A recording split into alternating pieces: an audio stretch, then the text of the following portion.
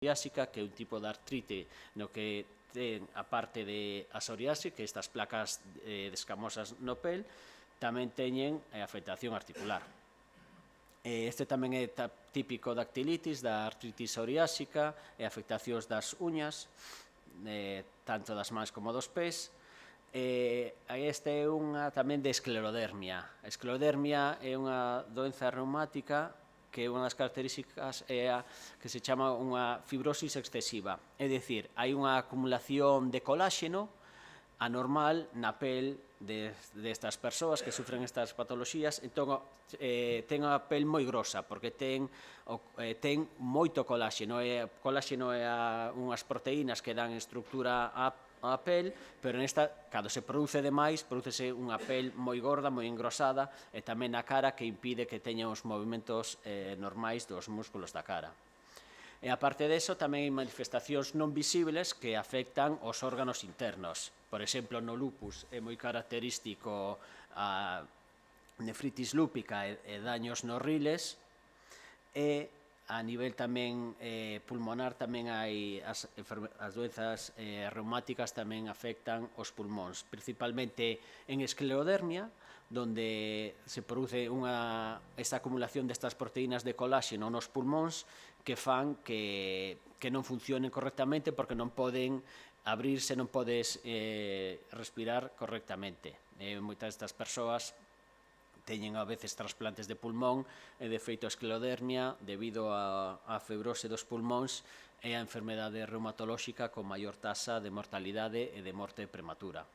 En doentes con artrite reumatoide, debido aos novos, non digo que sexa debido aos novos tratamentos, sino que os novos tratamentos fan que teñan unha esperanza de vida máis longa, ao longo do tempo tamén hai un conxunto de persoas que acaban con fibrosis pulmonar.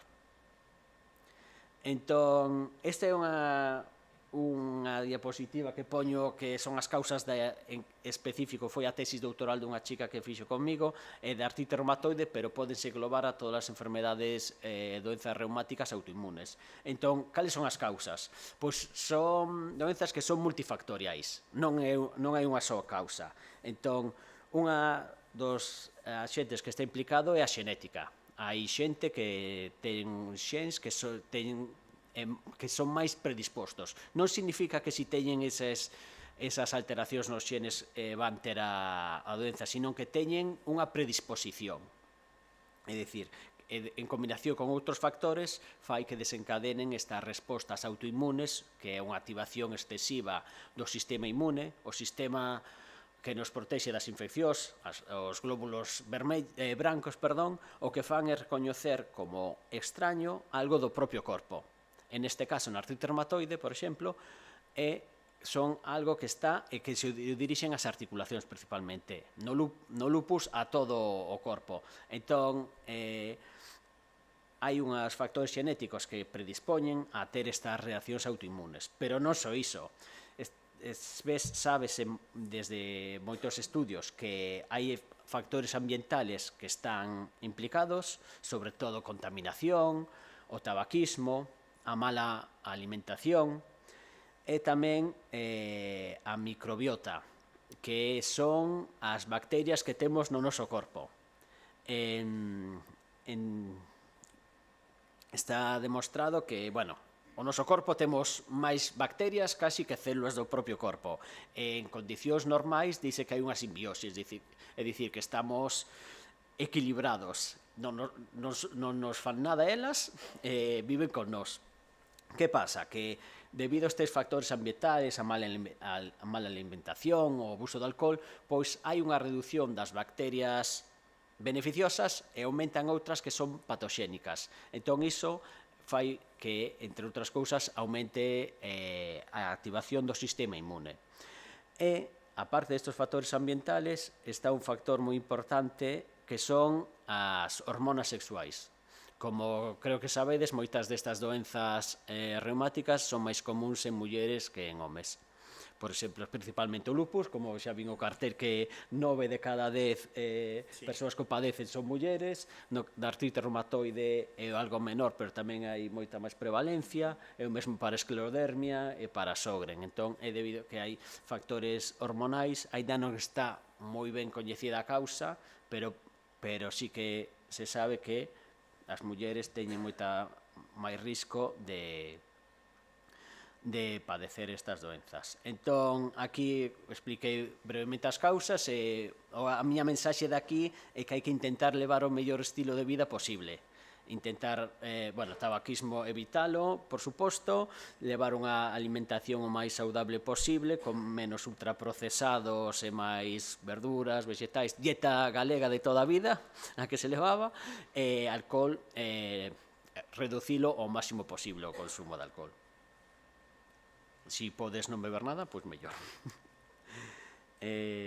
Vale, cales son as consecuencias? Pois este tamén un exemplo é unha diapositiva da Sociedade Española de Reumatoloxía que me gustou moito, porque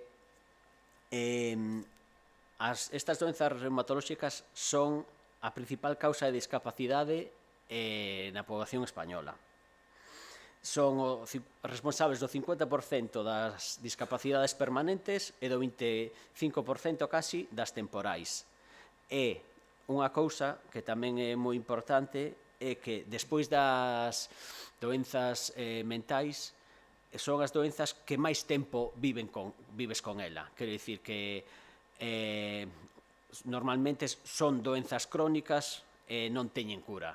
Entón, por exemplo, en lupus, que sí que o inicio da doenza está entre os 30 e 40 anos, vives, por desgracia, todo o resto da vida. Entón, despois das doenzas psiquiátricas, sí que son as doenzas coas que vives máis tempo. Outras importantes, por exemplo, que é a segunda causa de absentismo laboral e a pérdida de traballo. En resumen, son moi incapacitantes estas doenzas, creo que o sabedes bastante mellor que eu, así que creo que non teño moito máis que dicir. E tamén ten un coste económico moi elevado. En países desarrollados hai estudios que demostraron que causan o custo é de 1 e 1,5% do Produto Interior Bruto, que en España tradúcese en 15.000 millóns ao ano. En isto está englobado todo, tanto como os custes laborais, como médicos, tratamentos, sí, todo. Custes tanto que chaman directos, que son o que tes que do sistema sanitario, e os indirectos por baixas e incapacidades laborales.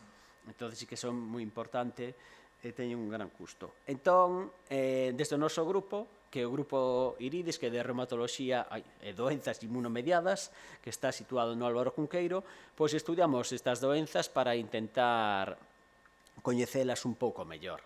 Este é un grupo que está formado por investigadores básicos, como eu, biólogos e tamén farmacéuticos, que estamos no Cunqueiro e somos os que facemos os experimentos, e despois hai unha parte que é máis de investigación clínica, de ensaios clínicos, que está levado a cabo polo persoal de reumatoloxía en este caso o Dr. Pego, que está no Hospital do Meixoeiro. Temos unha boa interacción, eles están centrados máis en estudios clínicos e nos máis nos básicos, que estes son os nosos obxectivos. En primeiro lugar, entender as causas biolóxicas destas doenzas. Como dixen ao comezo da charla, son biólogo, estou moi interesado nesta parte, e non se coñecen exactamente cales son as causas biolóxicas, ou que tamén son importantes porque se entendes as causas biolóxicas podes modular estas causas e podes regulala. Entón, é unha dos principais obxectivos. O segundo son as búsqueda de biomarcadores. Seguro que moitas veces escoitachedes ou lichedes na prensa isto de biomarcadores, non? Sabedes o que é? Pois algún pois un biomarcador é calquer molécula ou calquer proteína que che permite predecir ou coñecer algo. Por exemplo, colesterol alto é un marcador de que tes risco de dano cardiovascular ou de infarto de miocardio. Nós o que intentamos é buscar biomarcadores, xa sexa unha proteína, que está no sangue, xa sexa pois un tipo celular específico que nos permitan predecir como vai evolucionar esta doenza, é dicir, se unha persoa con unha enfermedade reumática vai ter unha maior progresión ou vai ter unha evolución peor da doenza ou mellor, se vai ter a aparición de síntomas específicos. Por exemplo, temos un proxecto no que queremos ver se en doentes con lupus temos unha población celular que creemos que pode predecir se estas persoas van ter algún tipo de dano orgánico ou non. E despois unha cousa moi importante é a resposta ao tratamento. Isto non é só en doenzas reumáticas, sino en todo tipo de investigación, digo, de patoloxías, que intentar, que se chama medicina personalizada, que darlle a cada persoa o tratamento máis específico posible. É dicir, que teñamos unha certeza ou unha probabilidade moi alta de que esa persoa vai responder a ese tratamento, porque é beneficioso desde múltiples partes. Por un lado, esa persoa sabe que lle vai funcionar, non vai ter medicación que non lle vai funcionar e pode ter efectos secundarios, que casi todas as medicacións teñen, e tamén a nivel de sistema sanitario, pois non vas tratalo con múltiples tratamentos, que moitos tratamentos como os biolóxicos son moi caros. E por último, o descubrimento de novos tratamentos. Este é tamén un dos obxectivos principais do noso grupo. Entón, como traballamos?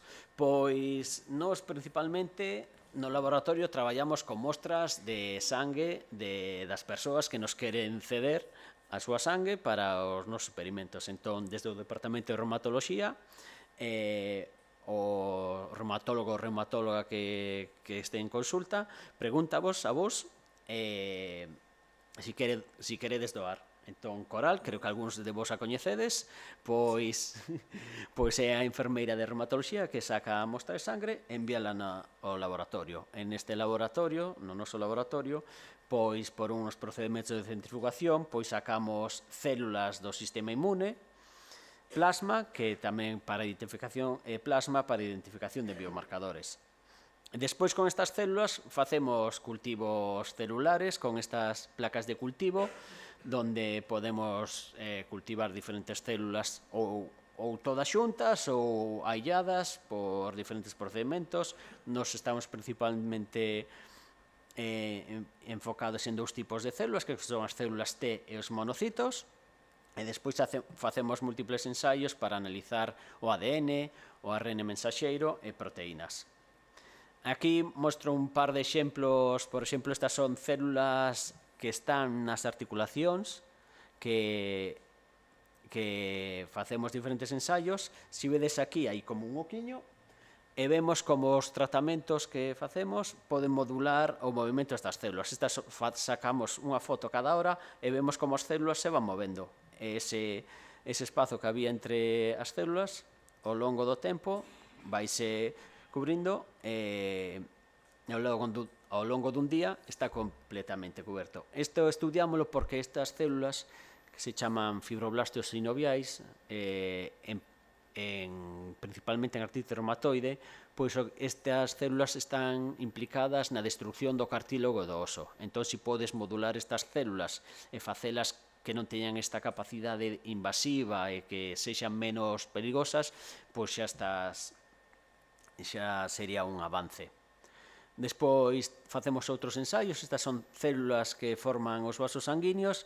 Estas, como estas celdiñas de abellas, son como precursores de vasos sanguíneos. E tamén queremos ver como se modula a formación de vasos sanguíneos, porque sabemos que é importante, hai en algunhas doenzas reumáticas, teñen máis risco de eventos cardiovasculares que en persoas que non teñen estas patoloxías reumáticas.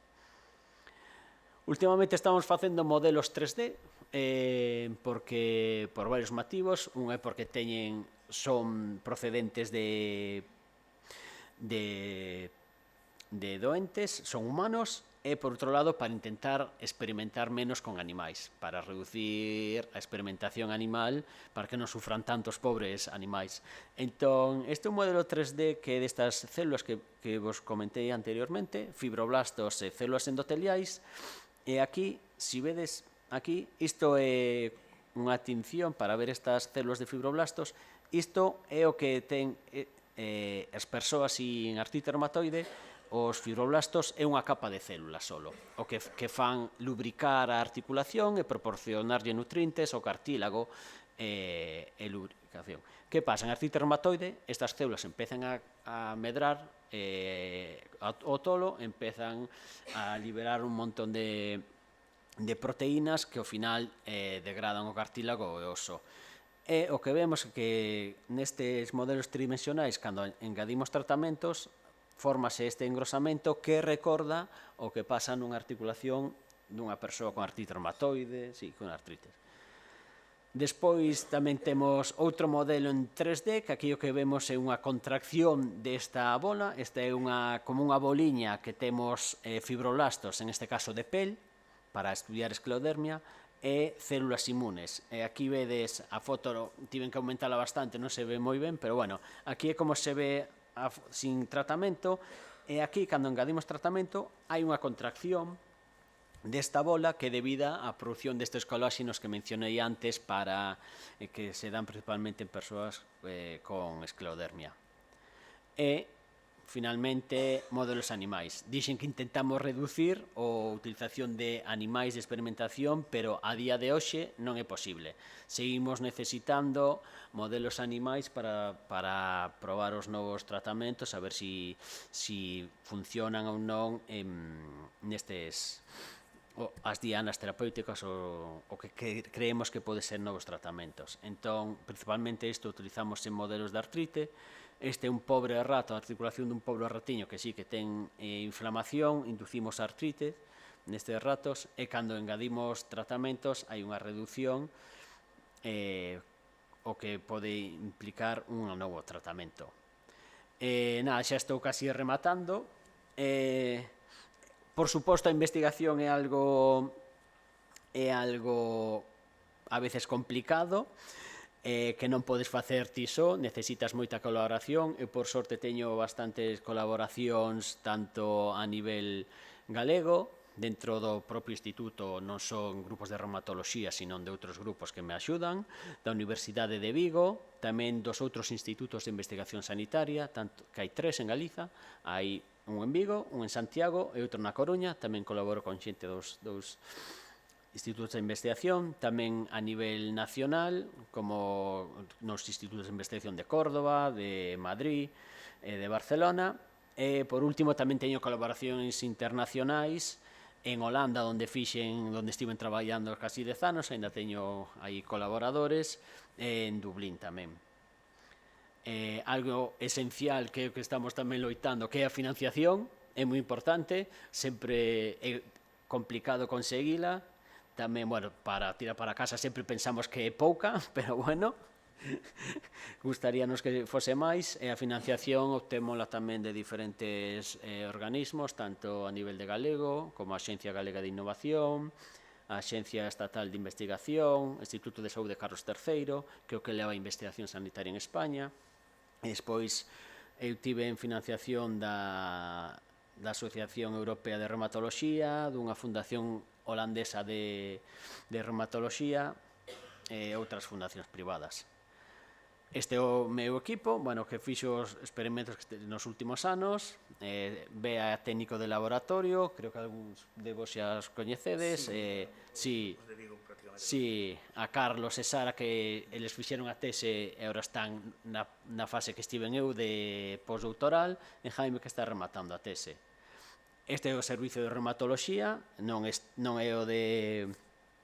Creo que é unha foto, esta é a única foto que teño con casi todo o grupo, non está moi actualizada, pero bueno, este é o doutor Pego, o xefe de servicio, e algo importante que quería dar as gracias é que algo que empezamos a facer é a implicación das asociacións de doentes nos nosos proxectos e no que nos gusta que seipan o que facemos. Entón, xa durante 2 ou 3 anos organizamos no grupo xornadas de portas abertas onde diferentes asociacións de doentes viñeron ao laboratorio e veron máis ou menos como veron os laboratorios e o que facíamos, principalmente fochedes vos, a GAL, a SEARPO e a Videpo, entón sempre está ben como xornadas como as de hoxe que seipades que é o que se fai investigación porque moita da financiación é pública e merecedes saber cos cartos que pagades cos vosos impostos que se estai facendo a nivel de investigación.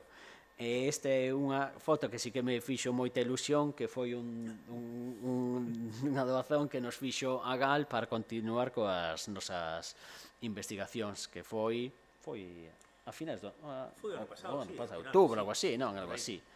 Así que, nada, graciñas, empezou coa foto de Cedeira, acabo a Ría de Vigo, un poquinho máis grande, pero bueno, son un poquinho máis. Nada, Cangas está por aquí, non? Por aquí estará, non? Aquí. Nada, moitas graciñas pola atención. Sí, agora, sí.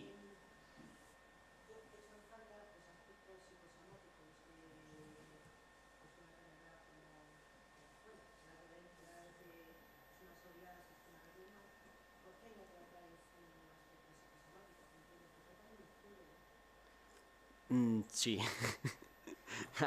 Yo, como comencé la charla, yo no soy médico, yo me dedico más a la parte de investigación básica translacional. Considero que sí que es importante, pero yo no te puedo dar la respuesta a eso porque supongo que será un poco de carga asistencial, de recursos, de personal a nivel de Sergas. Es lo que te refieres, ¿no? Porque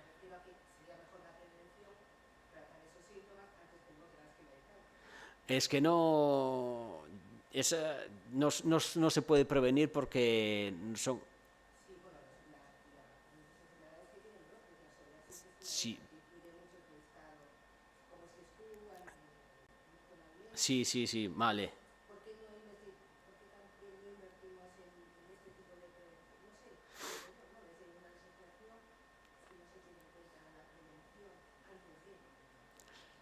Sí, pues...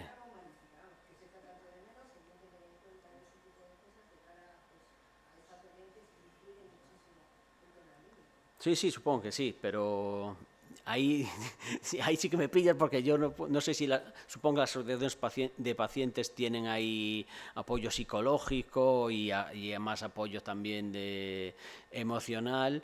Y lo de prevenir, claro, lo de los brotes sé que el estrés está implicado, por ejemplo, brotes en lupus, pero a veces no se conocen muy bien las causas de los brotes.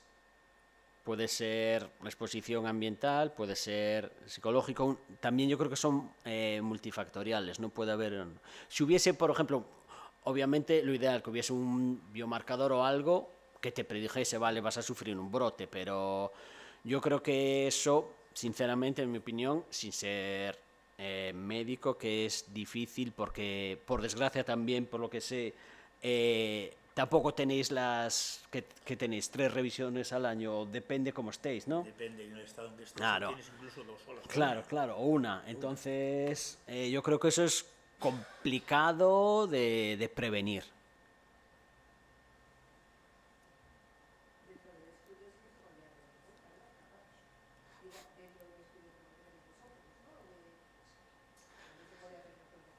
Sí, a ver, hay como es un triángulo que hay entre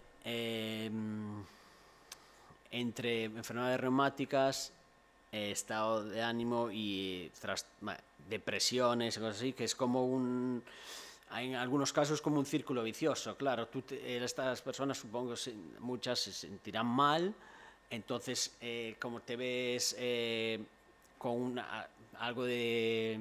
no te encuentras mal, con dolor, entonces un poco de depresión, entonces es un círculo, pero yo eso es más estudios a nivel, sé que hay gente que lo está haciendo a nivel ya más de psiquiatría o de eso. Yo no tengo los conocimientos para llevarlos a cabo, lo que que explico. Una pregunta. Sí. Quería preguntarle, vamos a ver, si el lupus en realidad afecta al sistema inmunológico, Sí. lo paraliza en parte. Sí. Cuando llega una pandemia es aconsejable que las personas con defensas bajas se vacunen. Sí, sí. Y la siguiente pregunta es, el lupus tiene varias versiones, empieza con una agresión leve, una moderada y una fuerte. ¿Cómo se pueden distinguir una de las otras? Ahí, pues yo creo que esa afectación clínica, y eso es lo que se ve a nivel ya con analíticas clínicas, hay diferentes índices de actividad que se llevan, que son hechos por el personal de reumatología. Entonces hay diferentes índices de actividad y entonces lo que se ve, lo ven a nivel de reumatología, de servicio de reumatología. Exactamente no sé cómo lo hacen. Yo, como dije, yo no soy reumatólogo, yo me dedico más a investigación y yo también voy a ser sincero, antes de venir aquí poca interacción con los pacientes tenía, por desgracia. A mí lo que me venían en las muestras de los pacientes y yo los analizaba a nivel desde un punto de vista celular y molecular. Entonces, ya las afectaciones sistémicas, yo lo que estoy intentando encontrar es, en concreto en el caso de lupus, son biomarcadores de respuesta a tratamiento y de evolución de la enfermedad y de progresión de daño.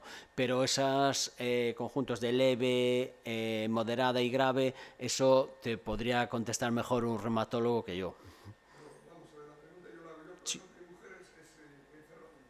Sí. Si tiene una manifestación de lupus y estamos en casa, ¿yo cómo puedo tener una aproximación a lo que se refiere? Si es moderada, leve o grave. ¿Tiene alguna manifestación, temperatura elevada, sudoración? A nivel de sistema inmune, dice. ¿Perdón? A nivel de sistema inmune No, así, o a nivel clínico. en sistema en general. ¿Cuál es la manifestación? Son manifestaciones clínicas, claro. Dolores reumáticos. Claro, supongo que eso y será variable, el lupus es muy variable, claro, supongo que tendrán artralgia, pero claro, en esos casos yo, sinceramente, yo no sé distinguir si es leve, eso dependerá de cada persona y entonces yo no te puedo contestar a eso, lo siento. No, lo siento, pero es que no soy reumatólogo y no puedo... Nada, nada. Dime, va. Yo quería hacer dos preguntas. Sí.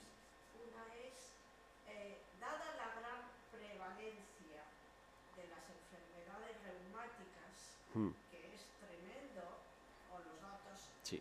que usted nos ha expuesto, debería haber mucha más financiación, la verdad, financiación o mayor interés en financiación para investigación, porque, claro, es que afecta a tantísima gente las enfermedades reumáticas, ya no estamos solo hablando de lupus o solo de la artritis reumatoide, que parece que hay poca financiación, ¿no? Entonces, yo creo que los mismos laboratorios deberían estar mucho más interesados en apoyar la investigación pública también, aunque ellos investiguen Ya. en sus compañías, no sé. Sí. Esa es una pregunta que a lo mejor no tiene respuesta clara. Y luego, otra cosa es, desde el grupo de reumatología Iridis, Sí. ¿hay contacto con el equipo de reumatología de Povisa? Porque claro, esta zona de... Ya. Sí, pertenecemos a Povisa, por Sí. ejemplo, Sí. Ya. pues la mayor o un cierto número de pacientes de enfermedades reumáticas, claro, yo conozco más el caso del lupus, ¿no? Son pacientes de Povisa. Sí, sí. Entonces, parece como que no hubiese, yo he visto desde fuera, no funcionase Povisa como una isla aparte, en ese sentido. Sí. A ver, la primera pregunta de investigación, sí, a todo el mundo nos gustaría tener más financiación e investigación. A ver, de hecho, según la Unión Europea, se debería de invertir un 2,5% del Producto Interior Bruto en investigación. No solo investigación en medicina, sino en todo tipo de investigaciones. En España está en el 1,5%, 1,8%. Eso, extrapolado a los millones de euros, son muchos. Entonces, sí que hubo un aumento, pero yo creo que, por desgracia, nunca se va a llegar al 2,5%. Y menos con la situación actual, que ahora que se está destinando más a defensa, destinar más a defensa significa normalmente destinar menos a investigación. Y las empresas farmacéuticas están interesadas sobre todo en ensayos clínicos, de probar sus nuevos tratamientos. Ahí sí que nuestro servicio de reuma, sí que hay bastantes ensayos clínicos en marcha que se han llevado a cabo y que hay bastantes personas que están metidas dentro de ensayos clínicos. Entonces, sí que podría haber una mayor colaboración público-privada, pero bueno, en ese aspecto podría ser mejor, pero tampoco está tan mal. Y, por ejemplo, yo estoy en un proyecto de investigación de colaboración público-privada con una biotecnológica de Santiago. Y eso es lo que está intentando, por ejemplo, la Xunta de Galicia sí que quiere apostar más por la colaboración público-privada que solo por la pública. Y después, Povisa. Vale. A nivel de investigación de lo que hacemos nosotros, no tenemos ninguna relación porque no nos pueden proporcionar muestras de Povisa. Porque tendríamos que meter todos los pacientes o las personas que quieren donar muestras de investigación tienen que firmar un consentimiento informado. Nosotros no tenemos ningún acuerdo de colaboración con Povisa. Podríamos hacerlo, sí, pero también te digo que es complicado logísticamente porque estamos ya en localizaciones diferentes. Tenemos la carga asistencial, sabemos que es muy grande y a veces al personal de reumatología acordarse que tiene que decir a los pacientes si quieren dar unas muestras es difícil. Y el problema que tiene Povisa es que no tiene enfermera de investigación. Nosotros en el grupo de reuma tenemos una enfermera de investigación que es la que hace las extracciones de sangre, pero en Povisa no lo hay, entonces no es viable. A nivel de ensayos clínicos, puede ser, Marisol sí que tiene una gran relación con el doctor Pego, con el jefe de servicio de reuma, y no sé si en algún caso, si hay alguna persona que pueda entrar en un ensayo clínico, porque también son bastante restrictivos para los criterios que pueda entrar una persona en ensayos clínicos, a lo mejor si esa persona es de Povisa sí que podría entrar. Pero eso también son acuerdos que tiene que tener la empresa farmacéutica que es la que financia el ensayo clínico. Si pueden ser solo del hospital del Meixoeiro, o del Cunqueiro, o de Povisa, porque estamos hablando que Povisa es un hospital privado. Aunque tenga acuerdos de colaboración, es un hospital privado y no sé si a nivel de legal hay algún acuerdo entre Povisa y el Cunqueiro. Ahí sí que... datos. Claro, eso a nivel de... Claro. Sí. Que va en colación con eso que acaba de decir. La financiación que se le da a la sanidad pública dijo que era del Producto Interior Bruto del 1,8 o 1,5. Para investigación. Sí. Pero eso es el Producto Interior Bruto nacional o regional. Hay un poco de todo. Porque es el... Sí, claro. Sí, te digo, por ejemplo, es que a nivel de financiación España está lo que comentaba, es Agencia Española de Investigación, que es la que lleva todo el tipo de investigación, no solo biomédica, y el Instituto de Salud Carlos III, esa es la que lleva el dinero de investigación biomédica. Ahí sí que anda sobre el 1,5, 1,8%, y la Xunta de Galicia también dentro de sus presupuestos creo que tiene en torno al 1,3% de esos presupuestos destinados a investigación. Del PIB de Galicia. Sí. Para investigación de todo. sanitaria. No, de todo. Hasta esta investigación. No para sanidad, sino para investigación. Sí. Y ese apoyo económico que dan es el 1% Producto Interior Bruto y No, no, son independientes. Sí, yo creo que sí, sí. Son dos institutos distintos. Pero claro, también te digo, no es todo investigación biomédica. Por ejemplo, la Xunta de Galicia tiene automoción, aeroespacial, que también es muy importante, ¿eh? No digo, no estoy diciendo todo es muy importante, pero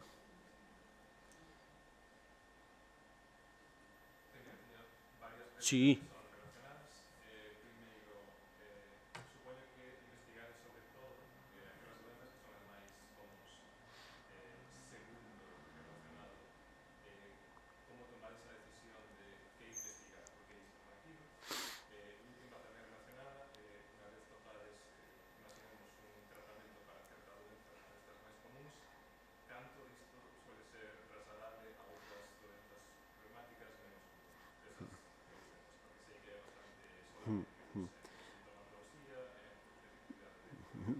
Vale, gracias polas preguntas. Empezamos.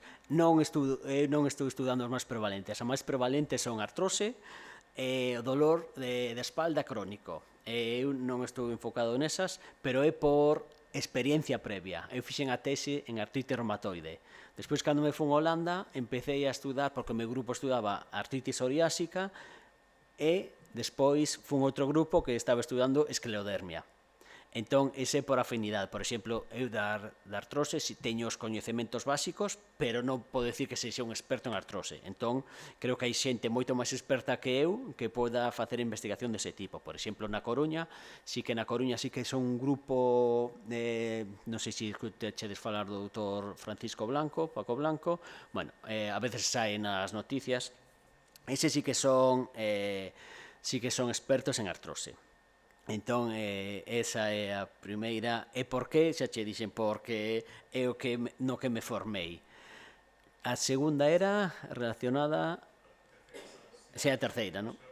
Sí. Sí, este xa estou falando dos fármacos. Nós, por exemplo, estamos nunha proteína que estamos estudando, vemos en modelos de rato e tamén en modelos destes modelos de 3D que sí que pode ser útil para artrite psoriásica e esclerodermia. E xa estou falando agora xa de fármacos aprobados pola industria, que hai moitos que son solapantes. Por exemplo, hai un que é un biolóxico que é anti-TNF, funciona, está aprobado para artrite reumatoide, artrite psoriásica, pero outras doenzas tamén inflamatorias como a enfermedade de Crohn e a colitis ulcerosa, porque teñen mecanismos patoxénicos comuns, inflamación sistémica. Para o lupus está aprobado, por exemplo, o anifrolumab, que é un biolóxico recente, que ahora se está estudando e facendo ensaios clínicos en Sjögren. Por exemplo, Sjögren, lupus e esclerodermia son denominadas autoinmunes sistémicas porque afectan a todo o organismo e teñen uns mecanismos de acción patoxénicos moi similares, por iso estánse tratando, é o rituximab. En artrite reumatoide e artrite psoriásica tamén teñen moitas factores en común e sí que hai algúns tratamentos que son útiles para varias patoloxías. Nada.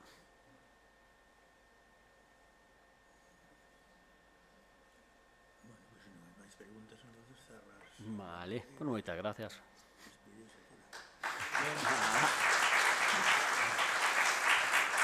Ay.